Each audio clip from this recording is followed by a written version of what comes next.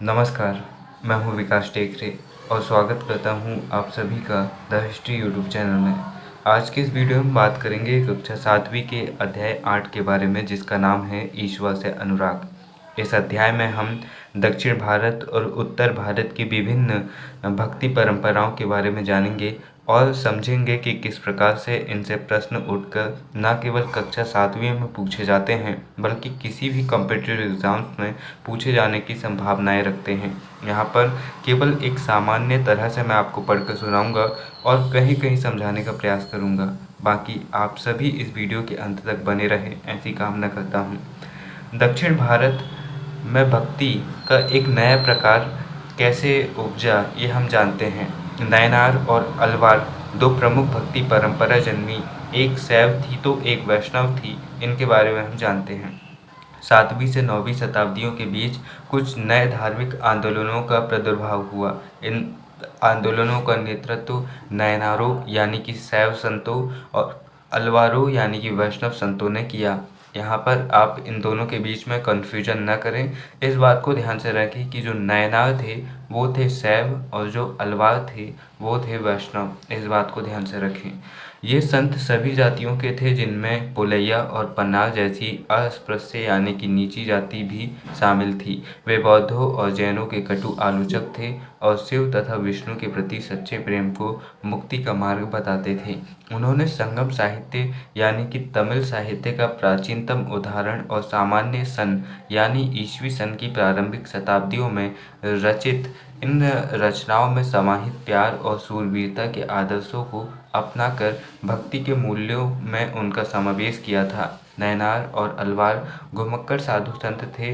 वे जिस किसी भी गांव या स्थान में जाते, वहां के स्थानीय देवी देवताओं की प्रशंसा में सुंदर कविताएं रचकर उन्हें संगीतबद्ध कर दिया करते थे।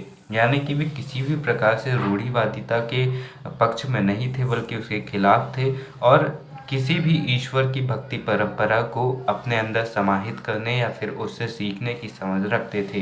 कुल मिलाकर 63 नयनार ऐसे थे जो कुम्हार यानी कि अस्पृश्य, कामगार, किसान, शिकारी, सैनिक, ब्राह्मण और मुखिया जैसी अनेक जातियों में पैदा हुए थे। उनमें सर्वाधिक प्रसिद्ध थे अप्पार, समंदर, सुंदरार और मणिक्व सागर। उनके गीतों के दो संकलन हैं, तेवरम और तिरुवच्चकरम। ये इस प्रकार के नीची जाति के प्रमुख संत रहे और उनके गीतों के संकलन है क्या है, तेवरम और तिरुवाच्चकम। ये उनके गीतों के संकलन हैं। अलवार संत संख्या में 12 थे। वे भिन्न भिन्न प्रकार की पृष्ठभूमि से आए थे। उनमें से सर्वाधिक प्रसिद्ध थे पेरिया अलवार, उनकी पुत्री अंडाल, तोंडर टिप्पोली अलवार और नम्मालवार। उनके गीत दिव्य प्रबंधम में संकलित है। यहाँ पर अलवार संतों के जो गीत है वे दिव्य प्रबंधन में संकलित है और जो नयनार संत है उनके गीत तेवरम और तिरुवाच्चकम में संकलित है। इन्हें ध्यान रखिएगा। दर्शन और भक्ति, यहाँ पर हम शंकर के दर्शन की बात करते हैं, यानी कि हम अद्वैत बात जो कि शंकर का प्रसिद्ध सिद्धांत है, इसके बारे में बात करते हैं। अद्वैत का मतलब क्या होता है, इसे आप संधि विच्छेद करके समझिए। अधन द्वैत यानी कि कुछ भी दो नहीं है, सब कुछ एक है। ईश्वर केवल एक ब्रह्म है, उसके अलावा कुछ भी नहीं है। जबकि द्वैतवाद के सिद्धांत में क्या कहा जाता है कि ईश्वर दो है। इसी तरह से अलग अलग प्रकार के सिद्धांत यहाँ पर उपजे, जिनमें सबसे प्रसिद्ध दर्शन रहा शंकर का, शंकराचार्य का। इनके बारे में जानते हैं। भारत में सर्वाधिक प्रभावशाली दार्शनिकों में से एक शंकर यानी शंकराचार्य का जन्म 8वीं शताब्दी में केरल प्रदेश में हुआ था। वे अद्वैतवाद के समर्थक थे, जिसके अनुसार जीवात्मा और परमात्मा यानी कि जो परम सत्य है, दोनों एक ही है। यहाँ पर क्या कहा गया कि आत्मा और परमात्मा दोनों एक ही है, यानी कि जीव जंतु हो या फिर ईश्वर हो, सब कुछ एक है और सब कुछ परम ब्रह्म से मिलकर बना हुआ है। जबकि द्वैतवाद में क्या कहा जाता है कि आत्मा और परमात्मा दोनों अलग अलग चीज़ है, आत्मा से परमात्मा को पाया जा सकता है। जबकि अद्वैतवाद में क्या कहा जाता है कि आत्मा ही परमात्मा है और खुद से ही ईश्वर को पाया जा सकता है। ज्ञान मार्ग के जरिए, भक्ति मार्ग के जरिए, ध्यान मार्ग, हठ योग, अलग अलग प्रकार से ईश्वर को पाया जा सकता है, जो भी आप साधना पद्धति अपनाना चाहें। उन्होंने यह शिक्षा दी कि ब्रह्मा जो एकमात्र या परम सत्य है वह निर्गुण और निराकार है। यहाँ पर इन्होंने ईश्वर की कैसी कल्पना की कि ईश्वर निर्गुण हैं, जैसे कि कबीरदास मानते हैं वैसे ही ईश्वर निर्गुण है, वे किसी भी मूर्ति या किसी भी प्रतिमा में नहीं बसते हैं। शंकर ने हमें चारों ओर के संसार को मिथ्या या माया माना है और संसार का परित्याग करने अर्थात संन्यास लेने और ब्रह्मा की सही प्रकृति को समझने और मोक्ष प्राप्त करने के लिए ज्ञान मार्ग को अपनाने का उपदेश दिया है। दोस्तों, आज हम जिस मेटावर्स की बात करते हैं, मेटावर्स क्या है कि आप किसी भी जगह में रहेंगे नहीं। जैसे कि मुझे जाना है सिवनी शादी में, तो मैं वहाँ पर रहूँगा नहीं, लेकिन मेटावर्स के ज़रिए ऐसा लगेगा कि मैं वहाँ पर मौजूद है। मैं वहाँ पर चलूँगा फिरूँगा, जैसा मैं यहाँ पर से दर्शाना चाहूँगा वैसे ही मैं वहाँ पर प्रतिक्रियाएं करूँगा। ये मेटावर्स है। लेकिन इससे कई सालों पहले शंकराचार्य ने इस बात को साबित कर दिया। उन्होंने कहा कि पूरा जगत मिथ्या है, जो हम कर रहे हैं हो सकता है कि ये एक सपना हो। मैं आपको पढ़ रहा हूँ, आप पढ़ रहे हैं, हो सकता है कि ये एक सपना हो। जब एक सपना टूटे तो हो सकता है कि आप अलग दुनिया में हो। ये भी हो सकता है कि जब हम मृत्यु के बाद हमारी मृत्यु होती हो तो ये होता हो कि ये भी एक सपना था जीवन, इसके बाद आपको कुछ और मिलेगा। इस प्रकार से शंकराचार्य ने समझाने का प्रयास किया और उन्होंने कहा कि ईश्वर को प्राप्त करने का केवल एकमात्र उपाय है ज्ञान मार्ग। तो यहाँ पर अब हम रामानुज का दर्शन देखते हैं। रामानुज का दर्शन, जहाँ पर रामानुजन आचार्य जिन्होंने विशिष्टाद्वैतवाद का सिद्धांत दिया और इन्हीं की परंपरा में रामानंद आए और रामानंद की परंपरा में ही फिर आगे चलकर कौन आते हैं, तो आगे चलकर आते हैं कबीरदास जी आते हैं, जो कि एक अलग लेवल पर हमारे दर्शन को लेकर जाते हैं, भक्ति आंदोलन को लेकर जाते हैं। और फिर कबीरदास अद्वैतवाद यानी कि शंकराचार्य की सिद्धांत को उठाकर और रामानुज के शिष्य रामानंद से भगवान राम की भक्ति को उठाकर एक अलग ही लेवल पर निर्गुण ईश्वर की कल्पना करते हैं। दोस्तों, रामानुज के दर्शन की बात करें तो रामानुज 11वीं शताब्दी में तमिलनाडु में पैदा हुए थे। वे विष्णु भक्त अल्वार संतों में बहुत प्रभावित थे, अल्वार संतों से बहुत प्रभावित थे। उनके अनुसार मोक्ष प्राप्त करने का उपाय विष्णु के प्रति अनन्य भक्ति भाव रखना है। यहाँ पर ये सगुण भक्ति की बात कर रहे हैं, जबकि शंकर निर्गुण भक्ति की बात करते हैं। जबकि शंकर ज्ञान के जरिए ईश्वर की प्राप्ति की बात करते हैं और ये भक्ति के जरिए ईश्वर की प्राप्ति की बात करते हैं। रामानुज कहते हैं भगवान विष्णु की कृपा दृष्टि से भक्त उनके साथ एकाकार होने का परमानंद प्राप्त कर सकता है। यानी कि ईश्वर की भक्ति करके आप अपने अंदर ईश्वर को समाहित कर अपने अंदर अनुभूति कर सकते हैं ईश्वर की। रामानुज ने विशिष्टाद्वैतवाद के सिद्धांत को प्रतिपादित किया, जिसके अनुसार आत्मा परमात्मा से जुड़ने के बाद भी अपनी अलग सत्ता बनाए रखती है। विशिष्टाद्वैतवाद का मतलब क्या है कि जो द्वैत का मतलब क्या होता है कि दो चीज़ों को द्वैत कहा जाता है। तो यहाँ पर आत्मा और परमात्मा अलग अलग है। आत्मा और परमात्मा के मिलने के बावजूद भी आत्मा और परमात्मा का अस्तित्व अलग अलग रहता है और आत्मा परमात्मा को प्राप्त करके खुद में परमात्मा की अनुभूति कर सकती है। यानी कि आप रामानुज के दर्शन पर चलकर ईश्वर को प्राप्त कर सकते हैं, उन्हें अपने अंदर अनुभव कर सकते हैं, लेकिन वो अनुभव एक समय तक रहेगा क्योंकि आत्मा और परमात्मा दोनों अलग अलग हैं। दोस्तों, रामानुज ने विशिष्टाद्वैतवाद के सिद्धांत को प्रतिपादित किया, जिसके अनुसार आत्मा परमात्मा से जुड़ने के बाद भी अपनी अलग सत्ता बनाए रखती है। रामानुज के सिद्धांत ने भक्ति की नई धारा को बहुत प्रेरित किया जो परवर्ती काल में उत्तर भारत में विकसित हुई। रामानुज के शिष्य रामानंद ने ही इस विशिष्टाद्वैतवाद के सिद्धांत को उत्तर भारत में प्रसारित किया और फिर उत्तर भारत में चाहे मीराबाई हो या फिर तुलसीदास, सूरदास हो, कबीरदास हो, ये सभी उनके शिष्य बने जिन्होंने अपने भक्ति युग को एक अलग ही स्तर पर ले जाने का कार्य किया। अब हम यहाँ पर बसवन्ना का वीरशैववाद देखते हैं। ये सभी बहुत महत्वपूर्ण है कि कौन सा किस सिद्धांत से जुड़ा है।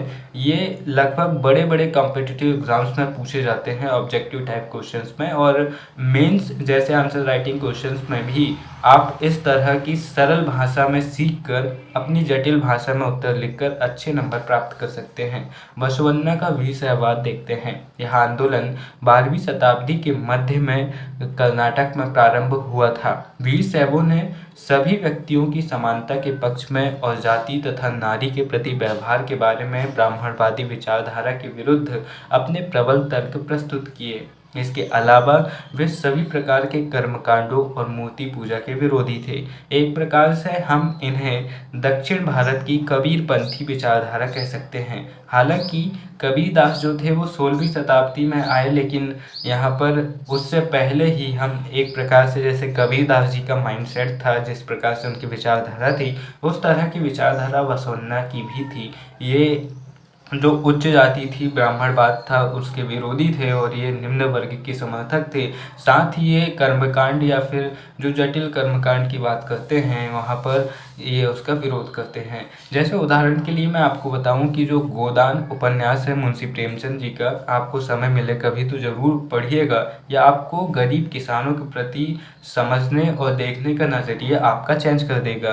तो जो होरी नाम का किसान होता है उस उपन्यास में, वो पूरे जीवन भर इस बात के लिए संघर्ष करता है कि उसके पास काश एक गाय होती तो वो भी आराम से दूध मक्खन खा रहा होता, लेकिन वो कभी अपनी जीवन में इस सपने को पूरा कर ही नहीं पाता है और जब कभी पूरा होता भी है तो उसे गाय बाद में बेचनी पड़ जाती है। लेकिन अफसोस उसकी जब मृत्यु होती है तो उसकी मृत्यु के बाद एक प्रथा होती है कि जब कोई व्यक्ति मर जाता है तो उसके नाम पर ब्राह्मण को गाय दान देनी पड़ती है, गौ दान देनी पड़ती है। सोचिए, जो व्यक्ति जीवन भर इस बात के लिए संघर्ष करता रहा कि उसके पास एक गाय हो, वो कभी ज़िंदगी भर उस काम में सफल तो नहीं हो पाया, लेकिन उसकी मृत्यु के बाद ब्राह्मण को एक गौ दान देनी पड़ी। इसी नाम पर उस उपन्यास का नाम गोदान है, जो बहुत ही अच्छा है, आप पढ़ सकते हैं। तो इसी प्रकार से जो बसवन्ना का वीरशैववाद है, ये भी इसी तरह के कर्मकांडों का विरोध करता था और सीधी भक्ति की बात करता था। बसवन्ना और अलम्बना प्रभु और अक्कम महादेवी द्वारा इसे तमिल भक्ति आंदोलन के रूप में प्रारंभ किया गया था। तो ये क्या था? यह तमिल भक्ति आंदोलन के रूप में प्रारंभ हुआ था। और कहाँ हुआ था? कर्नाटक में हुआ था। ये बात याद रखिएगा कि जो रामानुज का दर्शन था वो कहाँ हुआ था? वो तमिलनाडु में हुआ था, तमिल भाषा में हुआ था। वहीं जो बसवन्ना का वीरशैववाद था तो ये कर्नाटक में हुआ था। हालांकि ये कन्नड़ भाषा में ना होकर ये भी तमिल में हुआ था। और जो शंकर थे वो केरल से थे, लेकिन केरल से वो उत्तर भारत तक गए थे, तो उन्हें हम किसी एक स्टेट में बांधकर नहीं रख सकते। महाराष्ट्र के ज्ञानेश्वर, नामदेव, एकनाथ और तुकाराम जैसे वैष्णव संत कभी भगवान विट्ठल के उपासक थे। किसके? भगवान विट्ठल के उपासक थे। भगवान विट्ठल की आराधना ने वारकरी संप्रदाय को जन्म दिया, जो पंढरपुर की वार्षिक तीर्थ यात्रा पर जोर देता है। वारकरी संप्रदाय का संबंध किससे है? तो भगवान विट्ठल से है। इस बात को गांठ बांध लीजिए कि विट्ठल से संबंधित है वारकरी संप्रदाय। इस तरह से अक्सर ऑब्जेक्टिव में पूछे जाते हैं। दोस्तों, इसके बाद में विट्ठल संप्रदाय का भक्ति के शक्तिशाली उपदन के रूप में उदय हुआ तथा लोगों में काफ़ी लोकप्रिय हुआ। फिर हम यहाँ पर महाराष्ट्र के अन्य संत या फिर भक्ति आंदोलन की बात करते हैं, जो कि 13वीं से 17वीं सदी के दौरान महाराष्ट्र में हुए। आपको ये भी याद रखना चाहिए कि जो महाराज छत्रपति शिवाजी थे, वो भी 17वीं शताब्दी के दौरान इसी भक्ति आंदोलन के दौरान पैदा हुए, जिसका उनके जीवन पर बहुत ज़्यादा प्रभाव पड़ा, जिसके कारण वे अपने आप को धर्मनिरपेक्ष यानी कि सभी धर्मों का सम्मान करने वाला व्यक्ति बना पाए और औरंगजेब जैसे कट्टर व्यक्ति होने से बचे रहे।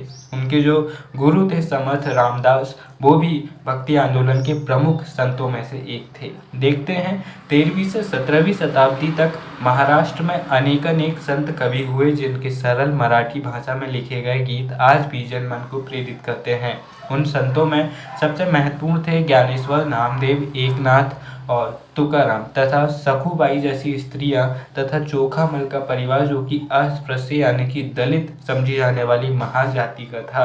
भक्ति की यह क्षेत्रीय परंपरा पंढरपुर में विट्ठल यानी कि भगवान विष्णु के एक रूप पर और जनमन के हृदय में विराजमान व्यक्तिगत देव यानी ईश्वर संबंधित विचारों पर केंद्रित थी। इन संत कवियों ने सभी प्रकार के कर्मकांडों, पवित्रता के ढोंगों और जन्म पर आधारित सामाजिक अंतरों का विरोध किया। यहाँ तक कि उन्होंने संन्यास के विचारों को भी ठुकरा दिया, बल्कि क्योंकि ये सामाजिक जीवन पर जोर देते थे, समाज में रहकर ईश्वर की भक्ति पर जोर देते थे, ना कि आप किसी भी जगह पर जाके तपस्या करते रहो और अपने परिवार को छोड़ दो। इस तरह की संन्यास व्यवस्था को ये ठुकराते थे। किसी भी अन्य व्यक्ति की तरह रोजी रोटी कमाते हुए परिवार के साथ रहने और विनम्रता पूर्वक जरूरतमंद साथी व्यक्तियों की सेवा करते हुए जीवन बिताने को अधिक पसंद किया गया है। उन्होंने इस बात पर बल दिया कि असली भक्ति दूसरों के दुखों को बांट लेना है, ना कि संसार से अलग हो जाना है। इस प्रकार से ये महाराष्ट्र की जो भक्ति आंदोलन रहा, इसका बहुत ज़्यादा प्रभाव मराठा साम्राज्य के निर्माता शिवाजी पर भी पड़ा। इसके एक नए मानवतावादी विचार का उभरा हुआ इस कारण से, जो कि आज भी हमें देखने को मिल सकता है। जैसा कि सुप्रसिद्ध गुजराती संत नरसिंह मेहता ने कहा था, वैष्णव जन के तेने कहिए पीर पराई जाने रे। और ये महात्मा गांधी का महत्वपूर्ण भजन भी है। यानी कि जो वैष्णव को प्रिय है, वैष्णव मतलब भगवान विष्णु को वो व्यक्ति प्रिय है जो लोगों की मदद करना जानता है। अब हम इसके बाद में नाथपंथी, सिद्धपंथी और योगी के बारे में जानते हैं। नाथपंथ, सिद्ध और योगी, ये वर्तमान के उत्तर प्रदेश और बिहार क्षेत्र में इस तरह की व्यवस्थाएं चली। जैसे कि जो कबीरदास थे वो एक नाथपंथ से आते थे, हठ योग से आते थे। तो इस प्रकार से हम इन्हें समझते हैं। इस काल में अनेक ऐसे धार्मिक समूह उभरे जिन्होंने साधारण तर्क वितर्क का सहारा लेकर रूढ़िवादी धर्म के कर्मकांडों और अन्य बनावटी पहलुओं तथा सामाजिक व्यवस्था की आलोचना की। उनमें नाथपंथी, सिद्धाचार और योगी जन उल्लेखनीय हैं। उन्होंने संसार का परित्याग करने का समर्थन किया। उनके विचार से निराकार परम सत्य का चिंतन, मनन और उसके साथ एक हो जाने की अनुमति ही मोक्ष का मार्ग है। यही कारण है कि जब आप कबीरदास को पढ़ते हैं तो कबीरदास के जो ईश्वर है वो निर्गुण क्यों हैं? उनके ईश्वर निर्गुण इसीलिए है कि उन्होंने शंकराचार्य से अद्वैत बात का सिद्धांत लिया, यानी कि ईश्वर सिर्फ एक है, इस बात को उन्होंने लिया। यानी कि राम रहीम सब एक है। उनके दोहों में आप कई बार देख लेंगे कि हमारा रहीमन तुम्हारा अल्लाह सब एक है। इस प्रकार की बातें उनके दोहों में आप देख सकते हैं। जब हम कबीरदास पढ़ेंगे तो हम उस पर भी बात करेंगे। तो इस प्रकार के दोहे उन्होंने लिखे। तो ये क्या था? तो ये अद्वैत बात था, यानी कि ईश्वर एक है। दूसरी बात, उन्होंने ईश्वर कौन सा लिया? तो उन्होंने राम को ईश्वर के रूप में माना। नाम उनका यानी कि स्वरूप राम के रूप में माना। वो क्यों माना? क्योंकि उनके गुरु रामानंद से उन्हें राम की शिक्षा मिली थी। तीसरी बात, उन्होंने अपने ईश्वर को ये क्यों माना, निर्गुण क्यों माना, यानी कि निराकार क्यों माना? तो ये हठ योगियों से, नाथ परंपरा से उन्हें मिली थी ये सीख। तो इस प्रकार से तीन समूहों का प्रभाव, तीन अलग अलग परंपराओं का प्रभाव कबीरदास में पड़ा हुआ था। ये समूह खास तौर पर नीची कही जाने वाली जातियों में बहुत लोकप्रिय हुए। उनके द्वारा कही गई रूढ़िवादी धर्म की आलोचना ने भक्ति मार्गीय धर्म के आधार को तैयार किया, जो आगे चलकर उत्तर भारत में लोकप्रिय शक्ति बनी। स्वाभाविक सी बात थी, ये जो थे ये धार्मिक कर्मकांडों का विरोध करते थे और एक ईश्वर की उपासना, साथ ही अलग अलग जो रीति रिवाज थे उनका खंडन करते थे। तो इसका जो प्रभाव था, इसका जो लाभ था, वो सीधे तौर पर नीची जाति को पड़ना था, जिसके कारण उनका इनके तरफ झुकाव ज़्यादा था। अब इसके बाद में हम देखते हैं इस्लाम और सूफी मत।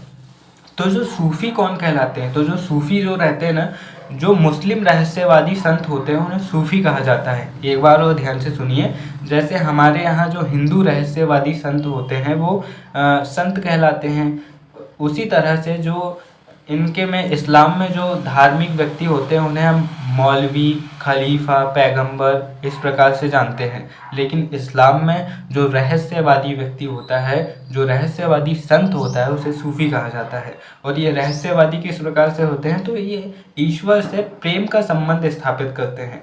दोस्तों, एकमात्र धर्म है हिंदू धर्म दुनिया का, जो जहाँ पर ईश्वर के साथ आप किसी भी प्रकार का संबंध स्थापित कर सकते हैं, कोई मनाही नहीं है। आप राम को अपना दोस्त कह सकते हैं, आप श्री कृष्ण को अपना यार, अपना प्रभु, अपना पिता कह सकते हैं। लेकिन इस्लाम हो, ईसाई हो, यहूदी हो या फिर किसी भी धर्म में ये स्वतंत्रता नहीं है कि आप ईश्वर के साथ इस प्रकार का संबंध स्थापित करें। यहाँ तक कि इस्लाम, ईसाई और यहूदी में तो ईश्वर निराकार है, यानी कि जो अल्लाह है उनकी प्रतिमा कोई नहीं बना सकता, उनका चित्र कोई नहीं बना सकता।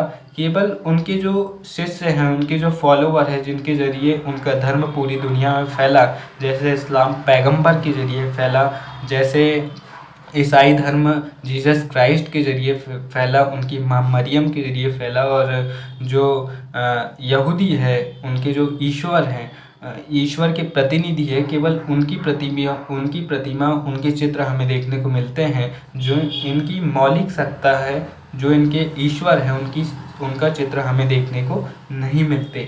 तो इस्लाम में ये स्वतंत्रता नहीं है और अन्य धर्मों में भी ये स्वतंत्रता नहीं है कि आप ईश्वर के साथ और अन्य किसी प्रकार के संबंध स्थापित कर सकें। आपको केवल एक ही प्रकार का संबंध स्थापित करना होता है, वो है दास के भाव का, या फिर राजा हैं आपके ईश्वर और आप उनके नौकर हैं, इस प्रकार का संबंध स्थापित करना है। लेकिन जो सूफी रहस्यवादी संत रहे, इन्होंने उसी प्रकार संबंध स्थापित किए अल्लाह के साथ, जिस प्रकार से भारतीय संत परंपरा के संत कर रहे थे। तो आइए जानते हैं आगे। कश्मीर में 15वीं एवं 16वीं सदियों में सूफीवाद के ऋषि पंथ का उदय हुआ। इस पंथ की स्थापना शेख नूरुद्दीन वली ने की थी, जिन्हें नंद ऋषि के नाम से भी जाना जाता है। नंद ऋषि के नाम से किसे जाना जाता है, ये बात याद रखिएगा। साथ ही सूफीवाद की शुरुआत भारत में किससे मानी जाती है, तो शेख नूरुद्दीन वली से मानी जाती है, जिन्होंने ऋषि पंथ की शुरुआत की, जिसके कारण इन्हें नंद ऋषि के नाम से भी जाना जाता है। और जिसने कश्मीर के लोगों के जीवन में गहरा प्रभाव डाला है, वे शेख नूरुद्दीन वली जी हैं। ऋषि संतों को समर्पित कई स्मारक कश्मीर के कई भागों में हमें पाए जाते हैं। संतों और सूफियों में बहुत अधिक समानता थी, यहाँ तक कि यह भी माना जाता है कि उन्होंने आपस में कई विचारों का आदान प्रदान किया था, उन्हें अपनाया था। सूफी मुसलमान रहस्यवादी थे। वे धर्म के बाहरी आडंबरों को अस्वीकार करते हुए ईश्वर के प्रति प्रेम और भक्ति तथा सभी मनुष्यों के प्रति दया भाव रखने का बल देते थे। यही बात संत भी कहते थे। इस्लाम ने एक ईश्वरवादी यानी एक अल्लाह के प्रति पूर्ण समर्पण का दृढ़ता से प्रचार किया। 8वीं और 9वीं शताब्दी में धार्मिक विद्वानों ने पवित्र कानून, शरिया और इस्लामिक धर्मशास्त्रों के विभिन्न पहलुओं को विकसित किया। इस्लाम धीरे धीरे और जटिल होता गया। जब सूफियों ने एक अलग रास्ता दिखाया तो ईश्वर के प्रति व्यक्तिगत समर्पण द्वारा समर्पण द्वारा निर्धारित विशद कर्मकांडों और आचार संहिता को बहुत कुछ अस्वीकार कर दिया गया। वे ईश्वर के साथ ठीक उसी प्रकार जुड़े रहना चाहते थे जिस प्रकार एक प्रेमी दुनिया की परवाह किए बिना अपनी प्रियतमा से जुड़ा रहना चाहता है। ठीक उसी प्रकार जुड़ा रहना चाहते थे जिस प्रकार से हमारे जो संत थे वे जुड़ा रहना चाहते थे। जैसे किसी संत ने राम को अपना दोस्त कहा, किसी ने तो अपना साला तक कह दिया कि जो सीता मैया है वो हमारी बहन है और जो भगवान राम है वो हमारे जीजा जी हैं। तो इस प्रकार से जो संबंध स्थापित किए जा सकते थे अपने आराध्य से वो इस दौरान किए गए और इसका प्रभाव सूफियों पर भी मिलता है और उन्होंने इस प्रकार की कल्पना की। 11वीं शताब्दी से अनेक सूफी जन मध्य एशिया से आकर हिंदुस्तान में बसने लगे थे, क्योंकि भारतीय राजा जो भारतीय मुसलमान शासक हुआ करते थे, जैसे इस समय पर अकबर, जहांगीर और अकबर के पिता हुमायूं और उनके पिता बाबर, मुगल काल चल रहा था और ये थोड़े से धर्मनिरपेक्ष तो नहीं कहेंगे लेकिन थोड़े से लिबरल टाइप के राजा थे। जिस प्रकार से एक शांति व्यवस्था बनी हुई थी, राजा का कोई दबाव नहीं था, इस कारण भारत एक सेफ जोन था सूफियों के लिए। क्योंकि दूसरी जगह पर अगर ये कहते कि अल्लाह तो मेरा यार है तो चप्पल से एक मारते तुरंत इनको फांसी में टांग देते, लेकिन भारत में इन्हें स्वतंत्रता थी, इसलिए ज़्यादातर सूफी मध्य एशिया से आकर हिंदुस्तान में बसने लगे थे। दिल्ली सल्तनत की स्थापना के साथ यह प्रक्रिया उस समय और भी मजबूत हो गई थी, जब उपमहाद्वीप में सर्वत्र बड़े बड़े अनेक सूफी केंद्र विकसित हो गए। चिश्ती सिलसिला इस सभी सिलसिलों में सबसे अधिक प्रभावशाली था और इसमें औलियाओं की एक लंबी परंपरा थी। जैसे अजमेर के ख्वाजा मोइनुद्दीन चिश्ती, दिल्ली के बख्तियार काकी जो थे वो कुतुबुद्दीन ऐबक के गुरु थे और इन्हीं की याद में कुतुबुद्दीन ऐबक ने कुतुब मीनार का निर्माण करवाया था। पंजाब के बाबा फरीद, दिल्ली के ख्वाजा निजामुद्दीन औलिया और गुलबर्ग के बंदानवाज गिसुदराज आदि प्रमुख सूफी संत रहे और सूफी संतों ने अपने खानखाहों यानी कि इनके धार्मिक केंद्रों में विशाल बैठकों का आयोजन करते थे, जिसमें साधारण व्यक्ति से लेकर राजा तक शामिल होते थे। अब हम यहाँ पर देखेंगे उत्तर भारत में धार्मिक बदलाव। चैतन्य महाप्रभु, चैतन्य देव, दोस्तों इनकी भक्ति का लेवल इतना बड़ा था कि जब भी यह भक्ति में लीन होते थे तो अक्सर बेहोश हो जाते थे। थोड़े से भजन गाए और बेहोश, थोड़ी सी बात की और बेहोश। आप कभी इनके बारे में सुनिएगा, चैतन्य महाप्रभु, यह अक्सर बेहोश हो जाते थे। इनकी भक्ति का स्तर इतना था, आप खाना कम खाते थे या फिर सच में भक्ति का लेवल बहुत बड़ा था, कुछ कह नहीं सकते। हालांकि इन्हें भी भगवान विष्णु का अवतार माना जाता है, ऐसा मैंने सुना था। चैतन्य देव 16वीं शताब्दी के बंगाल के एक भक्ति संत थे। इन्होंने कृष्ण राधा के प्रति निष्काम भक्ति का उपदेश दिया। 13वीं सदी के बाद उत्तरी भारत में भक्ति आंदोलन की एक नई लहर आई। यह एक ऐसा युग था जब इस्लाम, ब्राह्मणवादी हिंदू धर्म, सूफी मत, भक्ति की विभिन्न धाराओं ने और नाथपंथियों, सिद्धों और योगियों ने परस्पर एक दूसरे को प्रभावित किया। उनमें से कबीरदास और बाबा गुरु नानक जैसे प्रमुख संत ने सभी आडंबरों, रूढ़िवादी धर्मों को अस्वीकार कर दिया। तुलसीदास और सूरदास जैसे कुछ अन्य संतों ने उस समय विद्वान विश्वास तथा पद्धतियों को स्वीकार करते हुए उन्हें सबकी पहुंच में लाने का प्रयास किया। इसके बाद में जो तुलसीदास जी थे उन्होंने ईश्वर को राम के रूप में धारण किया। अवधी जो कि पूर्वी उत्तर प्रदेश की बोली थी और जो उस समय सबसे बड़ी बोली मानी जाती थी, सबसे ज़्यादा प्रभावशाली और एक व्यापक क्षेत्र में थी, साथ ही जन सामान्य तक पहुंचने की यह भाषा थी। इस भाषा में उन्होंने लिखा अपना प्रमुख और सबसे प्रसिद्ध ग्रंथ रामचरितमानस। उनके भक्ति भाव की अभिव्यक्ति और साहित्यिक प्रति दोनों ही दृष्टियों से यह ग्रंथ महत्वपूर्ण है। सूरदास श्री कृष्ण के अनन्य भक्त थे और उनकी रचनाएं सुसागर, सुसारावली और साहित्य लहरी में संग्रहित है एवं उनके भक्ति भाव को अभिव्यक्त करती है। असम के शंकरदेव, ये शंकरदेव अलग थे, ठीक है, जो दक्षिण भारत से शंकरदेव आए थे वो अलग थे। यहाँ पर असम के शंकरदेव एक संत थे जो कि 15वीं शताब्दी में हुए, जो इन्हीं के समकालीन थे और विष्णु की भक्ति पर इन्होंने बल दिया और असमिया भाषा में कविताएं तथा नाटक लिखी। शंकरदेव ने नामघर जो कि इनका कविता पाठ और प्रार्थना गृह जैसे स्थापित करने की पद्धति चलाई, जो कि आज तक चल रही है। शंकरदेव की भक्ति का सार था एक शरण नाम धर्म। एक शरण नाम धर्म यानी कि एक सर्वोच्च सत्ता के प्रति समर्पण कर देना ही भक्ति है। इनके नाम से जाना गया शंकरदेव की शिक्षाएं भगवत गीता तथा भागवत पुराण पर आधारित है। उन्होंने ज्ञान के प्रसार के लिए सत्र या मठों की स्थापना को प्रोत्साहित किया। उनकी प्रमुख रचना कीर्तन घोष में शामिल है। उनकी प्रमुख रचना में कीर्तन घोष शामिल है। यानी कि शंकरदेव की प्रमुख रचना कौन सी है? कीर्तन घोष। और किस भाषा में लिखी गई? तो स्वाभाविक है कि असम के थे तो असमिया भाषा में ही लिखी गई होगी। इस परंपरा में दादू दयाल, रविदास, जिन्हें रैदास भी कहा जाता है, मीराबाई जैसे संत भी शामिल थे। और मीराबाई एक राजपूत राजकुमारी थी जिनका विवाह 16वीं शताब्दी में मेवाड़ के एक राजसी घराने में हुआ था। मीराबाई रविदास जो कि अस्पृश्य जाति के माने जाते थे,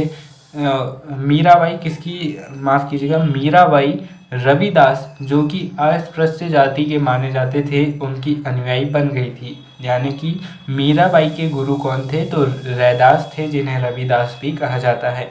वे कृष्ण के प्रति समर्पित थी और उन्होंने अपने गहरे भक्ति भाव को कई भजनों में अभिव्यक्त किया। इन्होंने क्या कहा? इन्होंने कहा जो कहते हैं कि इन्हें कई बार एक बार विष का प्याला भी पिलाया गया ताकि इन्हें मार दिया जाए, इनसे छुटकारा मिल जाए। पर जब इन्हें विष पिलाया गया तो विष का कोई असर ही नहीं हुआ। फिर यहाँ पर साबित हो गया कि भगवान श्री कृष्ण का जो आशीर्वाद है वो उनके ऊपर है। मीराबाई अपनी भक्ति में इतनी लीन होती थी कि इन्हें कभी कोई फ़र्क नहीं पड़ता था कि ये किस प्रकार की वेशभूषा में है, किस प्रकार की शक्ल लेकर ये घूम रही हैं। बस निकल पड़ती थी और भजन गाती हुई सड़कों पर कहीं भी ये नज़र आ जाती थी। और एक राज परिवार से संबंधित थी तो अक्सर इनके जो परिवार के लोग थे इन्हें कहते थे कि तुम ऐसी हो वैसी हो। तो इन्होंने उनके लिए लिखा कि लोक लाज कुल कानी जगत की, दई बहाए जस पानी, अपने घर का पर्दा कर ले मैं जोगर मोह रानी। इसका मतलब क्या है? यहाँ पर एक मीराबाई की यहाँ पर आपको लाइन दिखाना चाहूँगा। ये लाइन अक्सर उन लड़कियों के लिए डेडिकेटेड की थी मीराबाई ने उस समय, चाहे वो आज की महिलाएं हों या फिर आने वाली समय की महिलाएं हों, उनके लिए मीराबाई लिख कर गई है कि जो लोग कहते हैं कि तुम ऐसे कपड़े पहनो, तुम वैसे कपड़े पहनो, तो मीराबाई उनसे कह रही है कि अगर तुम्हें लगता है कि मैं गलत हूँ, अगर तुम्हें लगता है कि मैंने गलत तरीके से कपड़े पहने हैं, तो फिर तुम मुझे देख क्यों रहे हो? इस प्रकार का क्वेश्चन मार्क मीराबाई यहाँ पर उठाती है। मीराबाई क्या कहती है? लोक लाज कुल कानी जगत की, दई बहाए जस पानी। यहाँ पर उनके परिवार के लोग कह रहे हैं कि तुमने हमारी लाज पूरे पानी की तरह बहाकर रख दी है। अगर तुम्हें ऐसा लगता है, मीराबाई उनसे कह रही है कि तुम्हें ऐसा लगता है तो तुम अपने घर में पर्दा कर लो, तुम अपने आँखों में पर्दा कर लो। मैं तो जोगड़ बौरानी हूँ, मैं तो ईश्वर की भक्ति में लीन हूँ, मैं ऐसी ही रहूँगी, मैं तो नहीं बदलने वाली। अगर बदलना है तो तुम बदल जाओ। इस प्रकार की बात, इस प्रकार की क्रांतिकारी बातें और इस तरह का स्वभाव उस समय पर होना भी एक बड़ी बात थी। जबकि आज भी महिलाएं अपने आप को खुलकर एक्सप्रेस नहीं कर पाती है, खुलकर एक्सप्रेशन नहीं दे पाती है लोगों के सामने। तो सोचिए मीराबाई उस समय अपनी बातों को खुलकर कह पा रही थी। वे कृष्ण के प्रति समर्पित थी और उन्होंने अपने गहरे भक्ति भाव को कई भजनों में अभिव्यक्त करने का प्रयास किया है। उनके गीतों ने उच्च जातियों के रीति नियमों को खुली चुनौती दी तथा ये गीत राजस्थान व गुजरात के जनसाधारण में बहुत लोकप्रिय हुए। इन संतों की अधिकांश प्रतियां क्षेत्रीय भाषाओं में थी और भक्ति संतों का एक महत्वपूर्ण योगदान संगीत के विकास में था। बंगाल के जयदेव ने संस्कृत में गीत गोविंद की रचना की, जिसमें हर गीत एक विशेष राग और ताल के साथ रचित है। संगीत पर इन संतों का एक महत्वपूर्ण प्रभाव भजन कीर्तन और अभंग का प्रयोग था। इन गीतों में जो मनोभावात्मक अनुभव पर बल देते थे। इन गीतों में ये मनोभावात्मक बल देते थे, जनमानस को ज़्यादा आकर्षित इन्होंने किया। कबीरदास के बारे में बात करते हैं। कबीरदास नज़दीक से एक नज़र। कबीर संभवतः 15वीं 16वीं सदी में हुए थे। वे एक अत्यधिक प्रभावशाली संत थे। उनका पालन पोषण बनारस में या उनके आसपास के एक मुसलमान जुलाहा यानी कि बुनकर परिवार में हुआ था। कबीर के प्रमुख भजन गुरु ग्रंथ साहिब यानी कि पंचवाड़ी और बीजक में संग्रहित है। ये इतने ज़्यादा प्रभावशाली थे कि जो सिख धर्म का मूल ग्रंथ है, आधार स्तंभ है गुरु ग्रंथ साहिब, उसमें भी कबीरदास के प्रमुख भजनों को शामिल किया गया है। और जो इनकी मूल रचना है बीजक, जो कि 3 भागों में बटी हुई है, साखी शबद रमेनी। और आपको जानकर आश्चर्य होगा कि कबीर कभी स्कूल नहीं गए, वो बिल्कुल अनपढ़ व्यक्ति थे। उनके शिष्यों ने सुन सुनकर उनकी बातों को लिखा है। कबीरदास ने कहा कि भैया काकर पाकर जोध के मस्जिद लई बनाई, मुल्ला तड़ी से बाग दे क्या बहरा हुआ खुदाई। इस प्रकार की इन्होंने सीधे तौर पर व्यंग किया इस्लाम पर या फिर हिंदू धर्म पर जो भी कर्मकांड से जुड़े हुए व्यक्ति थे।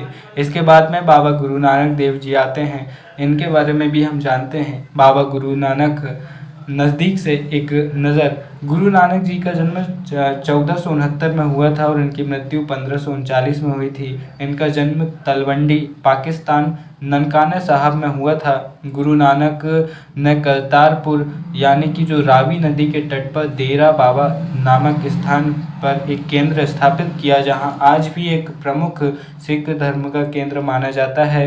और यहाँ पर केंद्र स्थापित करने से पहले कई यात्राएं की। उन्होंने अपने अनुयायियों के लिए करतारपुर से एक नियमित उपासना पद्धति अपनाई और जिसके अंतर्गत उन्हीं के शब्दों भजनों को गाया जाता था। इसके बाद में उनके अनुयायी अपने अपने पहले धर्म या जाति अथवा लिंग भेद को नज़रअंदाज करके एक सांझी रसोई में इकट्ठे खाते पीते थे। यानी कि जो प्रारंभिक सिख धर्म था उसका ऐसा था कि यहाँ पर किसी भी प्रकार की जाति पाति कोई व्यवस्था नहीं रहेगी, किसी भी प्रकार का कोई भेदभाव नहीं रहेगा। आपको जानकर आश्चर्य होगा कि जैन और बौद्ध धर्म की शुरुआत भी हिंदू धर्म से अलग होकर सिर्फ इसीलिए की गई थी कि सभी समान होंगे, लेकिन बाद में जैन और बौद्ध धर्म भी अपने आप को असमान बनाते गए, क्योंकि रूढ़िवाद किसी को नहीं छोड़ता। जहाँ पर भी व्यक्ति अपने प्रभाव को बढ़ाने में लगता है वो कहीं ना कहीं गलतियाँ कर बैठता है और फिर वो गलतियाँ आने वाले समाज को नुकसान पहुँचाती हैं। जैसे कि जो बौद्ध धर्म था वो हीनयान और महायान में बढ़ गया, जो वज्रयान में बढ़ गया। इसी तरह से जो जैन थे वो दिगंबर पीताम्बर श्वेताम्बर में बढ़ गए। इसी तरह जो सिख धर्म था जो कि ये मानकर चल रहा था कि हम किसी भी प्रकार का भेदभाव नहीं करेंगे, ये आज़ादी के समय आते आते तक ये भी दलित और उच्च वर्ग में बढ़ गया था। उनके अनुयायी अपने अपने पहले धर्म या जाति अथवा लिंग भेद को नज़रअंदाज करके एक सांझी रसोई में इकट्ठे खाते पीते थे। इसे लंगर कहा जाता था। लंगर किसे कहते हैं तो आप समझ लीजिए, लंगर उसे कहते हैं जहाँ पर सांझी रसोई होती है, जहाँ पर सभी धर्मों के लोग, सभी जातियों के लोग मिलकर आपस में बिना किसी भेदभाव के मिलजुल कर रहते हैं और खाते बनाते हैं। बाबा गुरु नानक ने उपासना और धार्मिक कार्यों के लिए जो जगह नियुक्त की थी उसे धर्मशाला कहा गया और जिसे आज गुरुद्वारा कहा जाता है। जो उनका मंदिर होता है उसे गुरुद्वारा कहा जाता है, लेकिन गुरु नानक देव जी ने इसे धर्मशाला कहा था। 1539 में अपनी मृत्यु के पूर्व बाबा गुरु नानक देव जी ने एक अनुयायी को अपना उत्तराधिकारी चुना। इनका नाम लहड़ा था, लेकिन ये गुरु अंगद के नाम से जाने गए। क्या नाम था इनका? नाम लहड़ा था, लेकिन इन्होंने गुरु अंगद की उपाधि ली और ये गुरु अंगद के नाम से जाने गए। और गुरु अंगद नाम का महत्व यह था कि गुरु अंगद बाबा गुरु नानक के ही अंग माने गए। गुरु अंगद ने बाबा गुरु नानक की रचनाओं के संग्रह में अपनी कृतियाँ भी जोड़ दी। संग्रह एक नई लिपि गुरुमुखी में लिखा गया था। गुरु अंगद गुरु अंगद देव जी के 3 उत्तराधिकारियों ने भी अपनी रचनाएं नानक के नाम से लिखी और इन सभी का संग्रह गुरु अर्जन देव ने 1604 में किया। इस संग्रह में शेख फरीद, संत कबीर, भगत नामदेव और गुरु तेग बहादुर जैसे सूफियों, संतों और गुरुओं की वाणी जोड़ी गई। 1706 में इस बृहद संग्रह को गुरु तेग बहादुर के पुत्र व उत्तराधिकारी श्री गोविंद सिंह जी ने प्रमाणित किया, जो कि अंतिम गुरु भी रहे, और आज इस संग्रह को सिखों के पवित्र गुरु ग्रंथ साहब के रूप में जाना जाता है और यही जो सिख धर्म के संचालन का प्रमुख आधार भी माना जाता है। इसके बाद में 16वीं शताब्दी में बाबा गुरु नानक के उत्तराधिकारियों के नेतृत्व में उनके अनुयायियों की संख्या का विस्तार हुआ। ये अनुयायी कई जातियों के थे, परंतु इनमें व्यापारी, कृषक और शिल्पकार ज़्यादा थे। इसकी वजह यह हो सकती है कि बाबा गुरु नानक इस बात पर बल दिया करते थे कि उनके अनुयायी गृहस्थ हो और उपयोगी व उत्पादक पेशों से जुड़े हों। अनुयायियों से यह आशा भी की जाती थी कि वे नए समुदायों के सामान्य कोष में योगदान दें, यानी कि वे अपने धर्म में भी धार्मिक आर्थिक योगदान दें ताकि उसे मजबूत करें। 17वीं शताब्दी के प्रारंभ से केंद्रीय गुरुद्वारा हरमंदिर साहब यानी कि स्वर्ण मंदिर के आसपास रामदासपुर शहर, जिसे अमृतसर हम कहते हैं, यह विकसित होने लगा। प्रशासन में यह वस्तुतः स्वायत्त था और आधुनिक इतिहासकार के सिख समुदाय को राज्य के अंतर्गत राज्य मानते हैं, यानी कि ये सिख समुदाय के अंतर्गत एक राज्य था जो कि ऑटोनॉमस काउंसिल की तरह काम कर रहा था। जैसे हम एग्जाम्पल के लिए हम देख सकते हैं कि जो इटली था वहाँ पर एक रोम का साम्राज्य अलग से था जहाँ पर पोप का शासन था, और जब इटली आज़ाद हुआ तो उसके बाद भी देश के अंदर एक छोटा सा देश वेटिकन सिटी बनाया गया जहां पोप आज भी रहते हैं और जिसे पोप का साम्राज्य कहा जाता है। मुगल सम्राट जहांगीर इस समुदाय को एक संभावित खतरा मानता था। उसने 1606 में गुरु अर्जन देव को मृत्युदंड देने का आदेश दिया। 17वीं शताब्दी में सिख आंदोलन का राजनीतिकीकरण शुरू हो गया, जिसका दूरगामी परिणाम यह हुआ कि 1699 में गुरु गोविंद सिंह ने खालसा पंथ की स्थापना कर दी। खालसा पंथ के नाम से जाना जाने वाला यह सिख समुदाय अब राजनीतिक सत्ता बन गया। 16वीं और 17वीं शताब्दी में बदलती हुई ऐतिहासिक परिस्थितियों ने सिख आंदोलन के विकास को प्रभावित किया। शुरू से ही बाबा गुरु नानक देव जी के विचारों का सिख आंदोलन पर गहरा प्रभाव पड़ा। उन्होंने एक ईश्वर की उपासना के महत्व पर जोर दिया। उन्होंने आग्रह किया कि जाति, धर्म अथवा लिंग भेद मुक्ति प्राप्ति के लिए कोई मायने नहीं रखते हैं।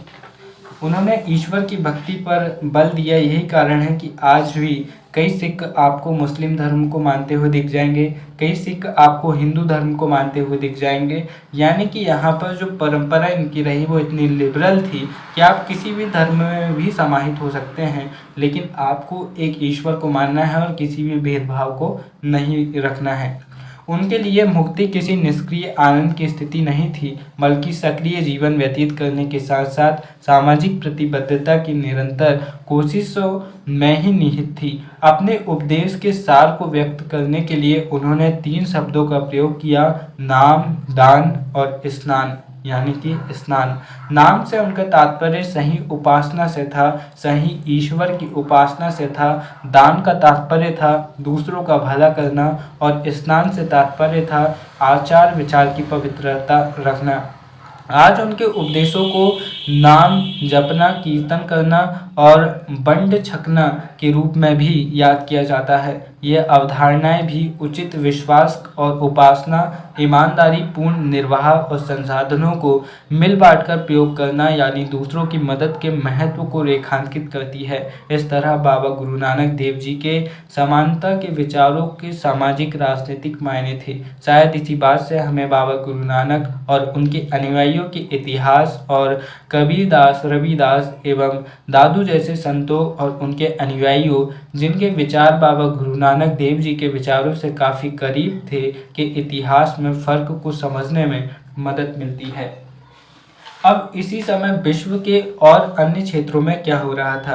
दोस्तों, एनसीईआरटी की सबसे बड़ी और सबसे खास बात यही है कि न केवल ये किसी चीज़ को बताती है बल्कि उसके समानांतर भारत के अलग अलग क्षेत्रों में क्या हो रहा था और विश्व के जो सबसे प्रभावशाली क्षेत्र है जैसे कि यूरोप में क्या हो रहा था ये भी बताती है। इससे इतिहास को समझने में बहुत आसानी से हम समझ सकते हैं, क्योंकि जब हम किसी चीज़ को लिंक बना के याद करते हैं तो वो बहुत आसानी से याद होती है। जैसे कि जब आपको पता हो कि भारत में अकबर था तो इंग्लैंड में विक्टोरिया थी, इस तरह से आप चीज़ों को अच्छे से याद कर सकते हैं। मार्टिन लूथर और धर्म सुधार आंदोलन 16वीं सदी का समय यूरोप में भी एक धार्मिक अंतःक्षोभ यानी कि उथल पुथल का काल था। तब ईसाई धर्म में अनेक परिवर्तन हुए, जिन्हें लाने वाले महत्वपूर्ण नेताओं में से एक थे मार्टिन लूथर, जिनका जन्म 1483 में हुआ था और मृत्यु 1546 में। लूथर ने यह महसूस किया कि रोमन कैथोलिक चर्च को के अनेक आचार व्यवहार बाइबल की शिक्षाओं के विरुद्ध जाते हैं। लूथर ने लैटिन भाषा की बजाय आम लोगों की भाषा में प्रयोग को प्रोत्साहन दिया और बाइबल का जर्मन अनुवाद किया। ये जर्मनी से थे और जो बाइबल का जो पहले क्या होता था कि लैटिन भाषा में बाइबल लिखी जाती थी और बहुत सीमित मात्रा में, जिसके कारण लोगों को पता ही नहीं होता था कि बाइबल में क्या लिखा है। तो पादरी जैसा कहते थे लोग वैसा ही मान लेते थे। पादरी कहते थे कि भैया जीसस ने कहा है कि मैं आपका अभी 4 दिनों के लिए गॉड हूँ, तो जो जो तुम्हारे पास में है वो सब मुझे दे दो क्योंकि मैं तुम्हारा ईश्वर हूँ। लेकिन जब बाइबल उनके हाथ में आई तो उन्हें पता लगा कि भैया हमारे ईश्वर ने क्या बोले हैं, निकाले डंडे और सबको मारने शुरू कर दिए। तो यही परिवर्तन यहाँ पर हुए थे। वे दंड मोचन की उस प्रथा के घोर विरोधी थे जिसके अंतर्गत पाप कर्मों को क्षमा कराने के लिए चर्च को दान दिया जाता था। ये वही बात है। यहाँ पर क्या कहा जाता था कि बाइबल तो लोगों ने पढ़ रखी नहीं थी, तो जैसा पादरी कहते थे वे वैसा मान लेते थे। तो पादरी कहते थे कि हमें ईश्वर ने कहा है अगर आपने कोई दंड कर दिया है, आपने किसी का रेप कर दिया, आपने किसी का मर्डर कर दिया, किसी को कुछ कर दिया, तो एक पर्चा मिलेगा, एक फॉर्म मिलेगा आपको चर्च से, आप उसे भर दो, उतने पैसे हमें दे दो। ये क्या है, तो ये आपका दंड मोचन पत्र है, यानी कि एक प्रकार से क्षमा पत्र है। आप इसे लिखकर हमें दे दो, पैसे दे दो माफ़ कीजिएगा, आपने जो भी हरकत की है वो सब माफ़ हो जाएगी। तो इस प्रकार से ये कहते थे, जो कि बिल्कुल गलत था और जिसका माफ़ कीजिए जिसका विरोध किया मार्टिन लूथर ने। छापे खाने का जो विकास हुआ उसके कारण व्यापक रचनाओं का प्रसार हुआ, अलग अलग प्रकार के साहित्यिक ग्रंथ लिखे गए, जिसके कारण यूरोप में पुनर्जागरण हुआ। अनेक प्रोटेस्टेंट ईसाई संप्रदाय अपना उद्भव लूथर की शिक्षाओं में ही खोजते हैं। जो ईसाई धर्म से अलग हटकर, रूढ़िवादी ईसाई धर्म से हटकर एक नया ईसाई संप्रदाय बनाया, उसी की एक नई धारा बनाई, वो थी प्रोटेस्टेंट ईसाई संप्रदाय, और इसके जनक थे मार्टिन लूथर। दोस्तों, आपको एक बात ये जान लेनी चाहिए कि जो यूरोप का पुनर्जागरण था और भारत का पुनर्जागरण था, इसमें सबसे बड़ा ये अंतर था कि यूरोप का पुनर्जागरण एक लंबे अंधकारमय के बाद में उपजा हुआ था, यानी कि बहुत लंबे समय से वो धार्मिक रूढ़िवाद में घिसे हुए थे, उसके बाद से उनका एकदम से प्रकाश हुआ था, जबकि भारत में ऐसा नहीं था। भारत में समय समय पर धार्मिक पुनर्जागरण होते रहे और जो 16वीं शताब्दी में पुनर्जागरण हुआ ये तीसरे नंबर का पुनर्जागरण था। सबसे पहला पुनर्जागरण कब हुआ? सबसे पहले तो जब आर्य आए, उससे पहले उन्होंने हमारी वैदिक संस्कृति का सत्यानाश किया और रूढ़िवादी धार्मिक प्रावधानों को ला दिया, ब्राह्मणवाद हावी हो गया।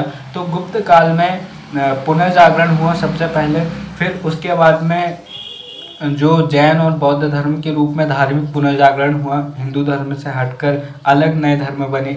उसके बाद में 9वीं शताब्दी में शंकराचार्य ने धर्म का शुद्धिकरण किया, आडंबरों का विरोध किया, तो वो एक प्रकार से पुनर्जागरण था। फिर ये 16वीं 17वीं शताब्दी में पुनर्जागरण होता है भक्ति काल के दौरान। फिर उसके बाद में 18वीं शताब्दी में राजा राम मोहन राय, सावित्रीबाई फुले, विद्याधर, माफ़ कीजिएगा मैं उनका नाम भूल रहा हूँ, इस प्रकार से अलग अलग स्तर पर सामाजिक और धार्मिक पुनर्जागरण होते रहे हैं। तो इस बात को गांठ बांध लीजिएगा कि भारत में धार्मिक और सामाजिक पुनर्जागरण होते रहे हैं। जबकि यूरोप में एक लंबे अंधकार के बाद में पुनर्जागरण हुआ था। दोस्तों, इस प्रकार से एनसीईआरटी का यह अध्याय 8 तो समाप्त होता है, जहाँ पर हमने ईश्वर से अनुराग किया, यानी कि हमने अलग अलग भक्ति परंपराएं, प्रमुख संत और उनकी शिक्षाओं के बारे में समझा। आजकल मैं विकास दिव्य कीर्ति सर की हिंदी की क्लासेस लगा रहा हूँ, तो यहाँ पर से भी मैं आपको भक्ति आंदोलन के बारे में कुछ इम्पोर्टेंट फैक्ट्स और जानकारी दे देता हूँ, ताकि आपकी तैयारी में और अच्छी मदद हो सके। तो दोस्तों, जो भक्ति आंदोलन था, खास तौर पर जो हिंदू धर्म का भक्ति आंदोलन था, ये 2 भागों में बटा हुआ था। पहला था निर्गुण और दूसरा था सगुण। तो निर्गुण में 2 कवि महत्वपूर्ण थे। निर्गुण की 2 धाराएं थी। पहली थी ज्ञान मार्गी, जहाँ पर कबीरदास जी थे, जिनकी रचना बीजक है, जो साकी शबद रमेनी 3 भागों में बटी हुई है। और दूसरी धारा थी प्रेम मार्गी धारा, जहाँ पर मलिक मोहम्मद जायसी जी थे, जिन्होंने पद्मावत और कन्हावत जैसी रचनाएं लिखी। पद्मावत जो कि चित्तौड़ के राजा रतन सिंह और उनकी रानी पद्मावती की प्रेम कहानी पर आधारित है, जहाँ पर अलाउद्दीन खिलजी वहाँ पर आक्रमण कर देता है और फिर रानी पद्मिनी अपना जौहर कर देती है, यानी कि आग में जलकर समाप्त हो जाती है। और जो कन्हावत उनकी रचना है, वो भगवान श्री कृष्ण पर आधारित है, उनके प्रेम पर आधारित है कि किस प्रकार से वे अपने भगवान श्री कृष्ण को अपने प्रेमी के रूप में साबित करने का प्रयास कर रहे हैं। तो इस प्रकार से निर्गुण भक्ति धारा की 2 धाराएं रही, एक तो ज्ञान मार्गी जहाँ पर कबीरदास जी हैं, और दूसरी प्रेम मार्गी जहाँ पर मलिक मोहम्मद जायसी हैं। वहीं सगुण भक्ति धारा की बात करें तो निर्गुण और सगुण में ये अंतर समझ लीजिए कि जो निर्गुण होते हैं वो ईश्वर को निराकार मानते हैं, और जो सगुण होते हैं वो ईश्वर को साकार मानते हैं। जैसे आज हम मंदिर जाते हैं, भगवान को फूल चढ़ाते हैं, उनकी प्रतिमा देखते हैं, यानी कि हम सगुण भक्ति धारा है। लेकिन हम ये मान लें कि ईश्वर तो पूरे जगत में है, हर जगह ईश्वर है, हर कण कण में ईश्वर है। आप किस किस की पूजा करोगे भाई? तो बस अपने मन में भजो और अच्छे कर्म करते रहो। अगर आप ऐसी सोच रखते हैं तो आप निर्गुण भक्ति धारा को मानते हैं। तो यहाँ पर सगुण भक्ति धारा में भी 2 धाराएं चल रही थी। पहली थी कृष्ण भक्ति धारा और दूसरी थी राम भक्ति धारा। तो कृष्ण भक्ति धारा में सूरदास जी थे, जिन्होंने सूर सागर, साहित्य लहरी, पदावली जैसी रचनाएं लिखी, और दूसरे में तुलसीदास जी थे, जिन्होंने रामचरितमानस जैसा एक ऐतिहासिक ग्रंथ लिखा, जो आज भी हमारे हृदय में बसता है। तो इसके बाद में हम और आगे देखते हैं, तो यहाँ पर प्रकृति हम देखते हैं कि जो प्रकृति साहित्य में किस किस रूप में आती है, तो ये तो आपके काम का नहीं है। यहाँ पर हम देखते हैं जो रहीमदास जी हैं, जो भक्ति काल के प्रमुख लेखक रहे, उनके प्रमुख दोहे हम आपको बता देते हैं, ताकि आप रट सकते हैं, आप याद कर सकते हैं, चाहे लिखने की बात हो या फिर दूसरों को प्रवचन देने की बात हो, दोनों में ही आपको काम आएंगे। तो रहीमत धागा प्रेम का, मत तोड़ो चटकाए, टूटे से फिर ना जुड़े, जुड़े तो गांठ पड़ी जाए। यहाँ पर रहीमदास जी कहते हैं कि प्रेम का जो धागा है, प्रेम का जो रिश्ता है, उसे मत तोड़ो, क्योंकि अगर ये एक बार टूट गया तो इसमें गांठ पड़ेगी और फिर ये कभी पहले जैसा नहीं हो पाएगा। जो बिहारी थे वो नगरीय कवि थे। आपने बिहारी, इनकी रचना बिहारी सतसई है। बिहारी रीति काल के प्रमुख कवि रहे और इन्होंने नगर का वर्णन किया, और ग्रामीण लोगों से ये शायद नफरत करते थे, तो ग्रामीण के बारे में इनका बहुत ज़्यादा अच्छा वर्णन नहीं मिलता है। फिर हरिऔध ने लिखा भक्ति काल, ये आधुनिक काल के रहे लेकिन भक्ति कवि रहे, इन्होंने प्रिय प्रवास लिखा। वहीं पर मैथिली शरण गुप्त भी रहे, ये भी भक्ति काल के तो नहीं है, लेकिन इन्होंने भी कृष्ण भक्ति पर लिखा है। तो इन्होंने लिखा है, ज्ञान योग से हमें हमारा यही वियोग भला है, जिसमें आकृति प्रकृत रूप गुण नाट्य कवित्व कला है, ये इन्होंने लिखी है। फिर हम सूरदास जी पर बात करते हैं, तो सूरदास जी की प्रमुख हम देख लेते हैं। तो सूरदास जी के बारे में देखते हैं। आप पहले ये भी समझ लीजिए, शायद आपको कभी ना कभी काम आएगा। जो प्रकृति होती है, साहित्य में हमें प्रकृति चित्रण देखने को मिलता है। ये 6 प्रकार से किया जाता है, जिनमें सबसे बेहतर संबंध होता है संवेदन आरोप का संबंध। यहाँ पर पहला संबंध होता है पृष्ठभूमि, यानी कि नायक नायिका कहीं पर खड़े हुए हैं, मैं अपनी गर्लफ्रेंड के साथ में बीच पर खड़ा हुआ हूँ, तो बीच केवल पृष्ठभूमि के तौर पर आ रहा है, उसका कोई महत्व नहीं है। दूसरा है उद्दीपन विभाव, यानी कि एक मौसम ही जब प्यार का मौसम बन जाए, एक मौसम ही जब जुदाई का मौसम बन जाए तो वह उद्दीपन विभाव कहलाता है। जैसे सावन यानी कि बरसात में हमेशा अक्सर हमें उनकी याद आती है जिनसे हम प्यार करते हैं, और तपती धूप में हमें उनकी याद आती है जिनसे हम नफरत करते हैं, इस प्रकार की बातें। तीसरा आता है आलम्बन विभाव, प्रकृति को विषय बनाकर कविता लिखी जाए, यानी कि आपने प्रकृति को, किसी पेड़ को अपने दोस्त के रूप में मान लिया, किसी जानवर को अपने दोस्त के रूप में मान लिया, तो ये प्रकृति को दोस्त बनाकर या फिर विषय बनाकर लिखने वाली बात है। फिर संवेदन आरोप में यह होता है कि अपनी मनः स्थिति प्रकृति पर आरोपित कर देना, यानी कि मैं तो जा रहा था लेकिन उस पेड़ ने मुझे कहा कि रुको भाई, मैं तुमसे कुछ कहना चाहता हूँ भाई, ये फल लगा है भाई, तोड़ के खा लो, तुमको भूख लगी होगी भाई।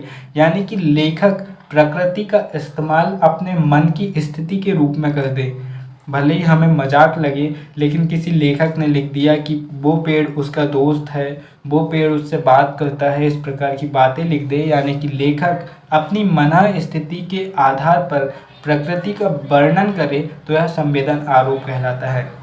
मानवीकरण, यहाँ पर मानवीकरण आपने अगर जयशंकर प्रसाद की कामायनी पढ़ी होगी तो यहाँ पर प्रकृति का मानवीकरण किया गया है, यानी कि जो मनुष्य नहीं है उन्हें मनुष्य के तौर पर प्रस्तुत करना मानवीकरण कहलाता है। यहाँ पर कोई जानवर हो सकता है, कोई वस्तु हो सकती है, कोई पेड़ हो सकता है, पत्थर हो सकता है, कुछ भी हो सकता है। फिर छठवां होता है कि मानव सहयोग की स्थिति में, जब प्रकृति मानव सहयोग की स्थिति में होती है, जब वो नायक की मदद करती है तो उसे मानव सहयोग की स्थिति कहा जाता है। तो इस प्रकार से 6 संबंध प्रकृति के नजर आते हैं साहित्य में, जिनमें सबसे बेहतर संबंध माना जाता है संबंध आरोप का, यानी कि जब लेखक अपनी मन की स्थिति के हिसाब से वर्णन करता है। फिर इसके बाद में हम लीला पद देखते हैं। तो लीला पद क्या होता है? जहाँ पर कृष्ण लीला हो। यहाँ पर मीराबाई का जो प्रमुख दोहा है, जो सबसे प्रसिद्ध है, महिलाओं को तो याद ही रहना चाहिए, ताकि कोई अगर आपके कपड़ों पर, आपकी वेशभूषा पर, आपकी भाषा पर आपको जज करे तो उनके मुंह पर इसे फेंक कर मारो।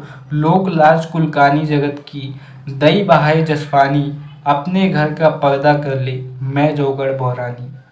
तुमको लगता है कि मेरे कपड़े पहनने से अगर तुम्हारा नाम खराब होता है तो भैया तुम पर्दा कर लो, मैं तो कृष्ण की भक्ति में लीन हूँ, मैं तो ऐसी ही रहूँगी। रस खान यहाँ पर क्या कहते हैं? रस खान कहते हैं, मानुष हो तो वही रस खाना, बसे मिली गोकुल गांव के ग्वालन, जो पशु हो तो कह बस मोरो, चरो नित नंद की धेनु मझारन, पहान हो तो वही गिरि को, जो धरियो कर छत्र पुरंदर कारण, जो खग हो तो बसेरो करो, मिली कलिंदी फूल कदम्ब की डालन। भाग। तो यहाँ पर रस खान क्या कहते हैं? तो रस खान कहते हैं भैया कि जो भी मुझे अगला जन्म मिले वो वहीं मिले गोकुल गांव में, जहाँ पर ग्वालन हो, यानी कि जहाँ श्री कृष्ण हो। अगर मैं कहीं पर गाय बनूं तो मैं नंद के घर पर चलना चाहती हूँ। अगर मैं कहीं पर कोई भी रूप मिले मुझे तो बस मैं वहाँ पर रहना चाहता हूँ जहाँ पर श्री कृष्ण हो। तो भारतेंदु हरिश्चंद्र ने, चाहे वो जायसी हो या फिर रसखान हो या फिर क्या कहते हैं रहीम हो, अब्दुल रहीम खान एक खाना, उनके विषय में भारतेंदु हरिश्चंद्र जी ने लिखा है, इन मुसलमान हरिजन पे कोटिक हिंदुन वारिये, यानी कि इन मुसलमान कवियों ने मुसलमान होते हुए भी हिंदू धर्म के बारे में इतना बेहतर लिखा है कि कोई अच्छे से अच्छा हिंदू कभी भी नहीं लिख सकता है, क्योंकि ये सीधे तौर पर तुलसीदास जी और कबीरदास जी की बराबरी करते हैं। तो ये बहुत बड़ी बात है। यहाँ पर रहीम की बात कर लीजिएगा।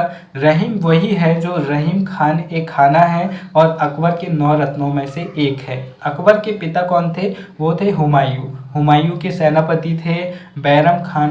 बैरम खान जब हुमायूं की मृत्यु हो जाती है तो उनके 12 साल के बच्चे के संरक्षक बनते हैं जो कि अकबर होते हैं, और बैरम खान प्रशासन संभालते हैं। लेकिन एक समय पर आने पर दोनों में बनती नहीं है और फिर अकबर प्रशासन अपने हाथ में ले लेते हैं। लेकिन बैरम खान छोटा सा विद्रोह करते हैं और फिर अकबर उसे दावा देते हैं और उन्हें कहते हैं कि मैं आपका सम्मान करता हूँ, या तो आप मक्का मदीना चले जाइए या फिर मैं आपको एक छोटी सी रियासत दे देता हूँ। तो बैरम खान को पछतावा होता है और वो मक्का मदीना की यात्रा में चले जाते हैं, लेकिन उनकी रास्ते में ही मृत्यु हो जाती है। तो इस बार अकबर बैरम खान की पत्नी से विवाह कर लेते हैं और उनका जो पुत्र होता है अब्दुल रहीम उसे अपनी सेना में शामिल करते हैं और अपना सेनापति नियुक्त करते हैं, साथ ही अपने 9 रत्नों में से एक शामिल करते हैं। जब अब्दुल रहीम गुजरात की विजय करते हैं तो उसके बाद अकबर उन्हें खान ए खाना की उपाधि देते हैं। इस प्रकार से रहीम खान ए खाना वे कहलाते हैं। लेकिन जो रहीम दास जी थे उनका झुकाव भक्ति की ओर भी थे और वे कृष्ण भक्त भी थे मुसलमान होते हुए, इसलिए वे अपनी कविताओं को रहीमन नाम से लिखते थे। तो 8 छंदों की इनकी एक रचना है जिसका नाम मदनाष्टक है, जो कि भगवान श्री कृष्ण पर आधारित है। रहीम दास जी कहते हैं, पकड़ी परम प्यारे सवारे को मिलाओ, असल अमृत प्याला क्यों न मुझको पिलाओ। यानी कि पकड़ी परम प्यारे सावरे को मिलाओ, मुझे अपने कृष्ण से मिलना है, असल अमृत तो वही है, क्यों नहीं तुम मुझे वो पिलाते, क्यों मुझे जगत में उलझा कर रखे हुए हो। फिर रहीमदास जी अपने अगले दोहे में कहते हैं, रहीमन पानी राखिए बिन पानी सब सून, पानी बिनु ना ऊबरे मोती मानुष चून। ये पानी के महत्व को दर्शाते हुए कहते हैं। यहाँ पर रहीमदास जी के जो दोहे हैं वो आज भी बहुत ज़्यादा प्रामाणिक है और इनको आप अपने जीवन में लागू कर सकते हैं। रहीमदास जी कहते हैं, रहीमन बात अगम में की, कहत सुनन की नाही, जानत है सो कहत नहीं, कहत है सो जानत नहीं। रहीमन क्या कहते हैं? रहीमन कहते हैं कि भैया बात बहुत बड़े पते की है, जो जानता है वो कहता नहीं है और जो कहता है वो जानता नहीं है। यहाँ पर बात ईश्वर की हो रही है। जो ईश्वर को जानता है वो उनमें इतना लीन हो जाता है कि वो किसी से नहीं कहता कि मैं ईश्वर को जानता हूँ, और जो ईश्वर को नहीं जानता वो हर तरफ ढिंढोरा पीटते रहता है कि मुझे तो ईश्वर मिले थे, मुझे तो उन्होंने दर्शन दिया था, मुझे तो उन्होंने ये शक्ति दी थी। तो वो सब ढोंगी है, रहीमन ये कहते हैं। रहीमन की जो बात है ना, ये वाली तो आप हमेशा लिख कर रख लीजिए क्योंकि ये आपको बहुत काम आने वाली है। रहीमन ओछे नरन सो, बैर भली ना प्रीति। रहीम जो ओछे लोग हैं, जो टुच्चे लोग हैं, उनसे ना तो बैर अच्छा है ना तो उनसे प्रीति अच्छी है। यानी कि ना तो उन्हें दोस्त बनाओ ना उन्हें अपना दुश्मन बनाओ। काटे चाटे स्वान के दूहु भांति विपरीति। यानी कि अगर कुत्ता आपको चाटे तो भी वही बात है, कुत्ता आपको काटे तो वही बात है। यानी कि जो ओछे लोग हैं अगर वो आपके दोस्त रहेंगे तो भी आपके जीवन में समस्याएं हैं, अगर वो आपके दुश्मन रहेंगे तो भी आपके जीवन में समस्याएं हैं। और वीडियो को मैं इसी बात के साथ समाप्त करना चाहूँगा और आपसे भी कहना चाहूँगा कि अपने जीवन में इस बात को उतार लीजिए। रहीमन ओछे नरन सो, बैरी भली न प्रीति, काटे चाटे स्वान के दूह भांति विपरीति। छोटे लोगों से, छोटे का मतलब ओछे लोगों से ना तो दोस्ती कीजिए ना बैर कीजिए, क्योंकि उनकी दोस्ती भी आपके लिए बुरी है और उनकी शत्रुता भी आपके लिए बुरी है। क्योंकि कुत्ता चाटता है या फिर कुत्ता काटता है, दोनों एक ही बात है। फिर मिलेंगे अपने किसी और वीडियो में, तब तक के लिए नमस्कार, जय हिंद।